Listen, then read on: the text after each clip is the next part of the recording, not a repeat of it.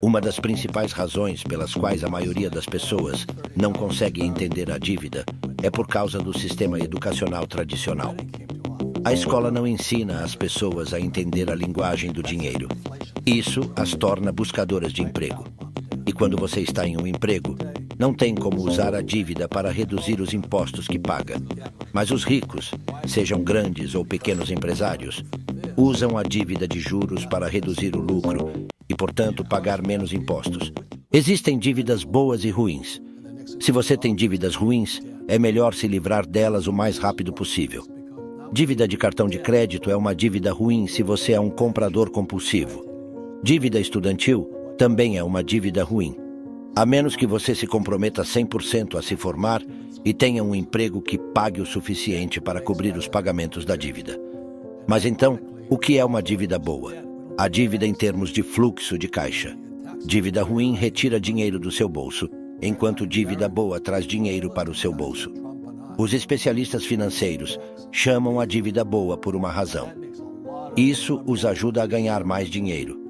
Simplesmente significa que você precisa investir dinheiro para fazer mais dinheiro. Mas como você obtém o dinheiro em primeiro lugar?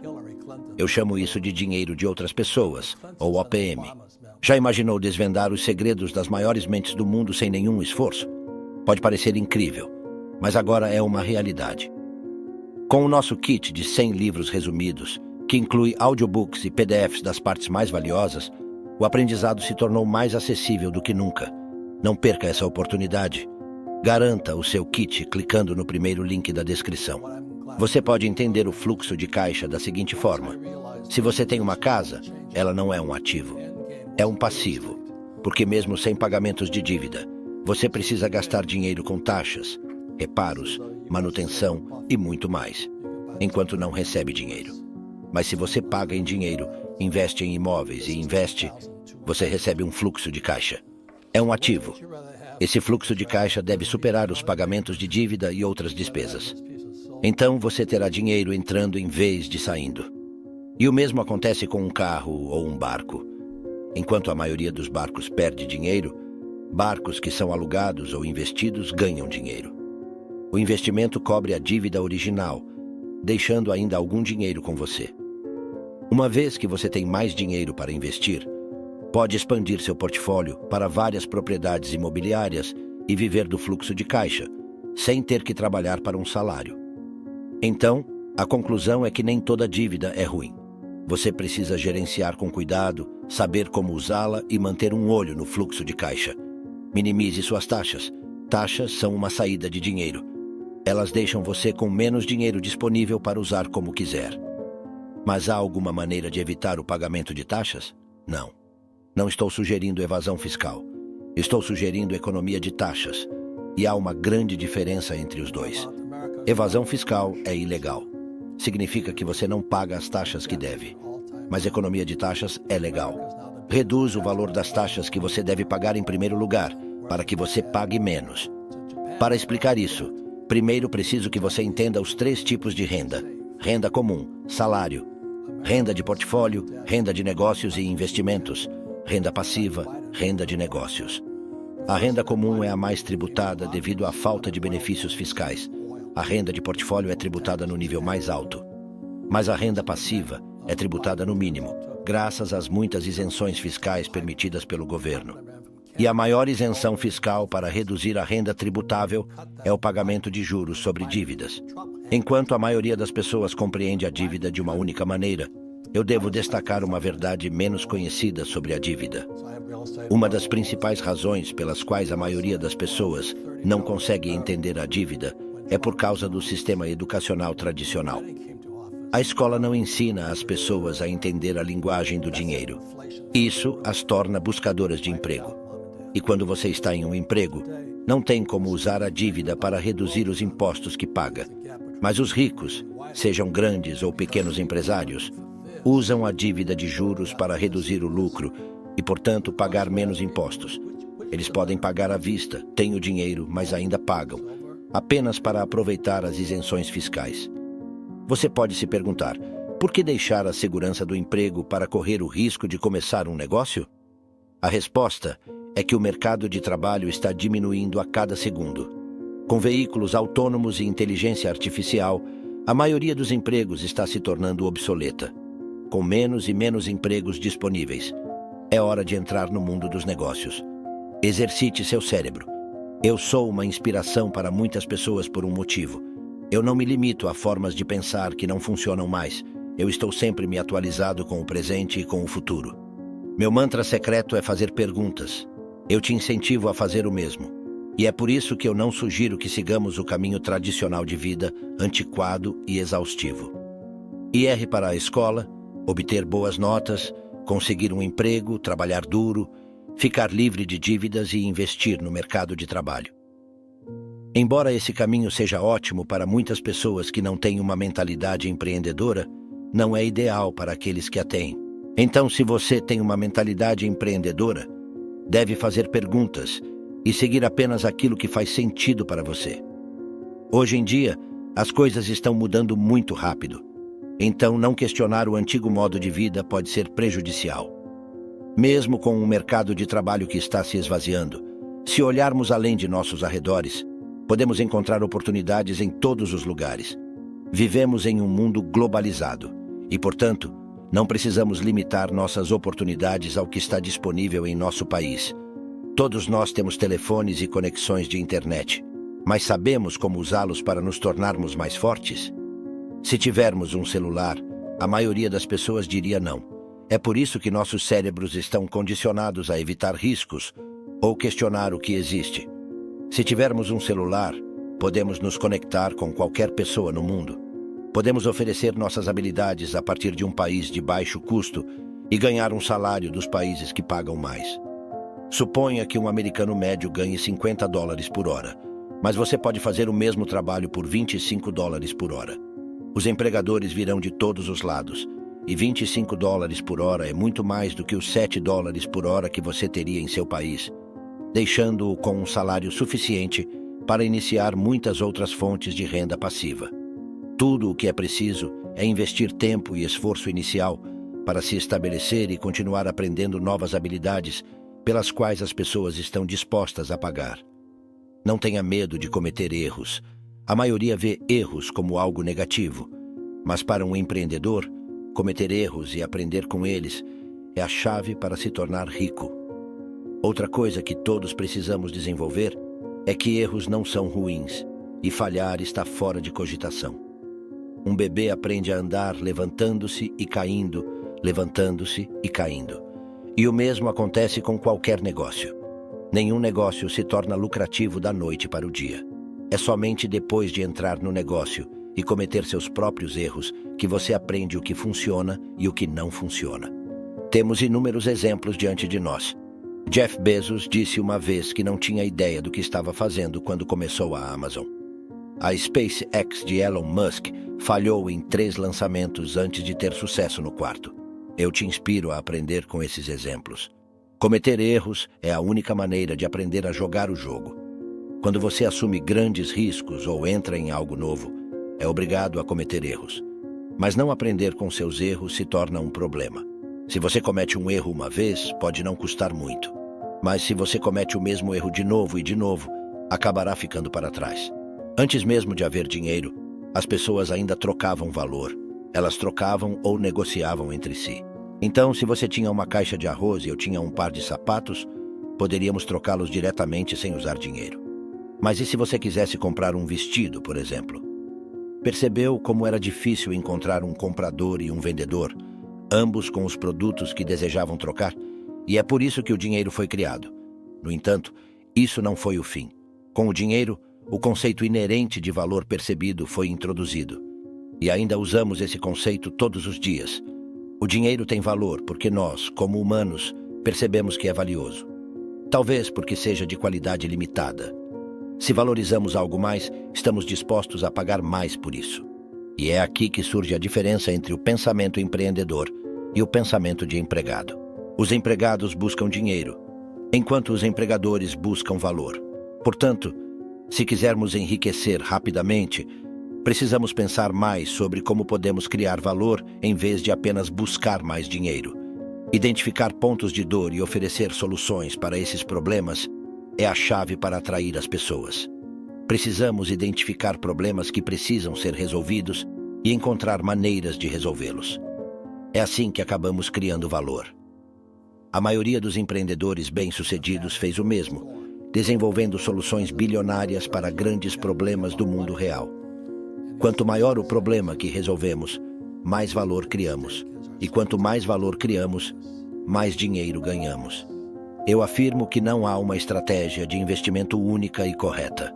Nossa estratégia deve se adaptar a tempos em constante mudança. Em fases econômicas incertas, como o mundo pós-pandemia em que vivemos, entender a economia global é crucial. Nossas decisões financeiras devem evoluir com a evolução do dinheiro. Como todos sabemos, inicialmente o dinheiro era lastreado pelo ouro. Mas depois, o dólar americano se tornou a moeda de reserva e em 1971, o presidente americano Richard Nixon eliminou completamente a convertibilidade do ouro. O mundo entrou em um regime de reserva totalmente fiduciária, inflando o dólar americano e tornando-o a moeda de reserva mais forte do mundo. As pessoas que mantinham dólares americanos se tornaram muito mais ricas da noite para o dia. Segundo os economistas, a economia mundial muda drasticamente a cada 50 anos. Saber disso nos ajuda a tomar as decisões de investimento certas no momento certo. Após a pandemia, a economia global está passando por uma mudança recessiva. Os investidores estão direcionando seu dinheiro para ativos seguros, como o ouro, para evitar a erosão de valor.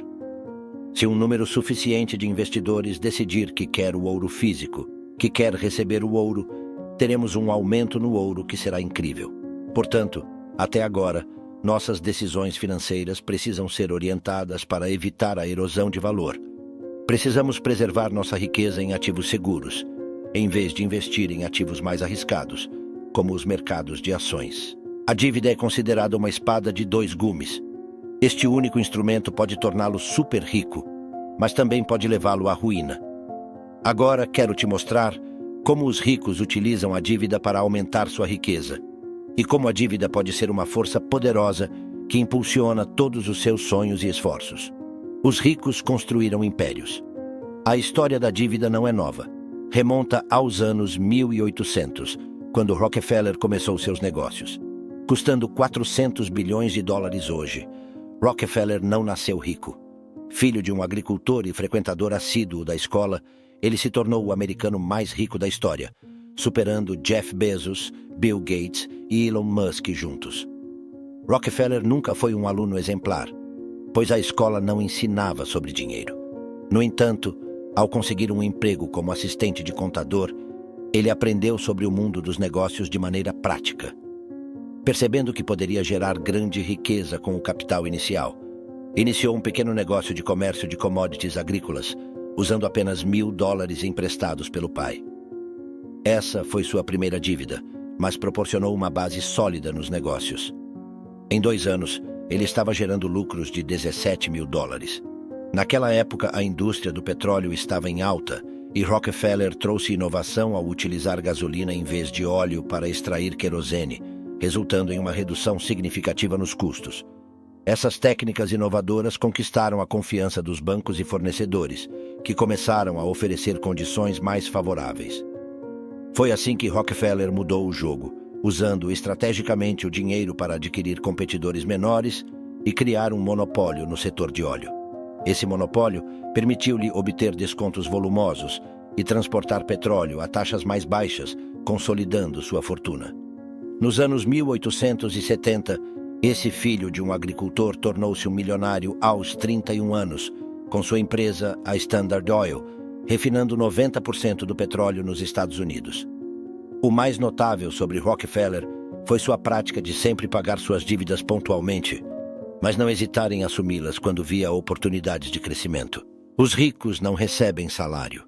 Embora todos tenham ouvido falar de mansões bilionárias, carros caros e férias luxuosas, o fato menos conhecido é que os ricos não pagam por tudo isso com seus salários. Em 2021, Elon Musk revelou o segredo por trás de seu estilo de vida luxuoso em um tweet. Eu só tenho dinheiro. A única maneira de eu pagar despesas pessoais é vender dinheiro. Musk não recebe salário, mas possui ações da Tesla, avaliadas em bilhões de dólares, que ele não vende. Ele utiliza essas ações como garantia para obter empréstimos e vive com base nessa dívida. A dívida oferece benefícios duplos a Musk. Primeiro, evita o pagamento de impostos, pois a dívida, quando paga com dinheiro, não gera impostos, permitindo que ele diversifique seu dinheiro como desejar. Em segundo lugar, ao não vender suas ações da Tesla, evita pagar impostos sobre ganhos de capital. Musk usa seu negócio como garantia para obter empréstimos, conhecidos como linha de crédito com garantia. Se obtiver um empréstimo com uma taxa de juros de 6%, precisa garantir que o valor da Tesla cresça pelo menos 6%. Quando precisa pagar a dívida, ele obtém outro empréstimo usando o mesmo negócio como garantia e paga o primeiro empréstimo. Esse ciclo permite que Musk mantenha seu estilo de vida desejado. Os ricos amam o mercado imobiliário. Enquanto as pessoas comuns lutam para comprar uma casa, os ricos compram várias propriedades em todo o mundo. Surpreendentemente, eles não moram nessas casas sozinhos. Apesar de terem bilhões, eles compram propriedades de milhões. Elon Musk, por exemplo, gastou 61 milhões de dólares para comprar 5 casas na Califórnia em 2018. O jogo imobiliário funciona assim. Suponha que você encontre uma propriedade no valor de $1 milhão. Você paga 80% do valor com dinheiro emprestado e 20% com seu próprio investimento. Se sua receita líquida da propriedade for maior do que os custos, você pode alugar sem investir seu próprio dinheiro. Essa estratégia permite aos ricos expandirem seu portfólio imobiliário e aumentarem sua riqueza. E a melhor parte desse rendimento é que você não precisará pagar impostos sobre ele. Isso ocorre porque você pode ajustar a depreciação em sua propriedade a cada ano. A depreciação não é uma despesa real que implica desembolso de dinheiro. É uma desvalorização presumida que representa o custo do aluguel que você está legalmente autorizado a deduzir de sua receita. Isso tudo seguindo o contexto do meu país, os Estados Unidos. Os ricos não misturam as coisas. Quando Elon Musk decidiu adquirir o Twitter, ele investiu 13 bilhões de dólares, mesmo com um patrimônio líquido próximo de 250 bilhões de dólares. Isso pode parecer contraintuitivo para algumas pessoas, pois quando você possui 250 bilhões de dólares, poderia gastar com segurança 13 bilhões de dólares. No entanto, houve muita reflexão ao investir esse dinheiro. Esses investimentos são conhecidos como acordos de compra, ou LBO, Leveraged Buyout. Em um LBO, o dinheiro investido é garantido pelos ativos da empresa adquirida, que neste caso foi o Twitter. Assim, os investidores injetam dinheiro na expectativa de que a empresa adquirida seja lucrativa e seus fluxos de caixa futuros possam cobrir o investimento. Musk adquiriu o Twitter não apenas por vê-lo como outro negócio lucrativo, mas também como uma forma de promover mudança social e garantir a liberdade de expressão. No entanto, isso também significa que Musk tem suas dúvidas sobre a lucratividade do Twitter. Portanto, o uso do LBO faz ainda mais sentido. Se o Twitter for lucrativo, Elon se beneficiará significativamente. No entanto, se o Twitter falhar, o risco de Elon é limitado ao capital próprio que ele possui na empresa. Os investidores não podem exigir que Elon pague a dívida pessoalmente. Eles só podem recuperar o investimento vendendo os ativos do Twitter. Apenas o tempo dirá se esses ativos serão suficientes para quitar toda a dívida ou não. No entanto, ao investir essa quantia, Elon garantiu que seus ativos pessoais estivessem protegidos e que todos os seus negócios mantivessem sua entidade legal separada. Os investidores não podem forçar Elon a vender as ações de 94 bilhões de dólares do Twitter da Tesla, e ele ainda pode continuar a viver sua vida luxuosa. Os ricos gostam de adquirir ativos e mantê-los para a eternidade. Eles apreciam passar esses ativos para suas gerações futuras. Eles entendem que o valor desses ativos está destinado a crescer, então preferem manter sua família livre de dívidas. No entanto, isso não significa que eles deixariam passar qualquer oportunidade de investimento multibilionária que surgisse. Enquanto seus próprios recursos estão investidos em ativos ilíquidos, eles geram liquidez por meio de dívida e aproveitam oportunidades de negócios lucrativos. Em abril de 2023, Mukesh Ambani, presidente da Reliance Industries, pagou o maior imposto da história corporativa indiana. O Sr. Ambani desembolsou 5,5 bilhões para impulsionar a implementação do 5G no país. No entanto, 5,5 bilhões de dólares representam apenas uma pequena parte de seu valor total de 82 bilhões de dólares. Ele possui uma residência, Antila, avaliada em 2 bilhões de dólares, e propriedades em todo o mundo. Ao combinar apenas algumas dessas propriedades, ele poderia ter facilmente financiado a implementação do 5G sem recorrer à dívida. No entanto, ele optou por pagar, pois desejava deixar um legado para seus 3 filhos, Akash, Anant e Esha. Com o potencial de representar 2% do PIB da Índia até 2030, a implementação do 5G poderia resultar em um crescimento econômico de 180 bilhões de dólares. Ninguém compreende melhor isso do que o gigante das telecomunicações, o Sr. Ambani. Portanto, abrir mão de uma oportunidade tão importante devido à falta de liquidez não é uma decisão que se esperaria dele. Ele preferiu pagar agora e colher os benefícios do 5G no futuro, em vez de permitir que outras empresas de telecomunicações conquistassem seu mercado. Em 2012, quando Mark Zuckerberg comprou uma casa, conseguiu uma taxa de imposto de apenas 1,05%. Na mesma época, a taxa média de imposto sobre propriedades era de 2,76%. Se você está se perguntando por que Zuckerberg obteve essa taxa de imposto, deve saber que ele custou 15,6 bilhões de dólares na época, e os bancos não tinham dúvidas de que ele pagaria de volta. Assim, devido ao baixo risco associado à renda de Zuckerberg, os bancos conseguiram minimizar o valor do imposto para ele. É bem sabido que quanto maior o valor em dólares ou crédito, menor será a taxa de imposto para você. No entanto, muitas pessoas esquecem de analisar os detalhes desse acordo de Zuckerberg. Em primeiro lugar, ele mudou-se imediatamente para a casa que amava e continuará a viver lá até se sentir confortável. Em segundo lugar, investiu seu próprio dinheiro em empreendimentos mais substanciais, proporcionando-lhe grandes lucros mesmo após pagar os juros da dívida. Terceiro, espalhou o pagamento do imposto sobre a propriedade por mais de 30 anos, quando o valor real desses pagamentos seria apenas uma fração do valor atual, devido à inflação. Portanto, sem travar seu capital, ele aproveitou oportunidades de alto retorno, adiou despesas e reduziu seus gastos a uma fração, ajustada pela inflação. Inscreva-se para mais vídeos sobre finanças pessoais, ative as notificações e deixe um like para apoiar este canal. Obrigado por assistir.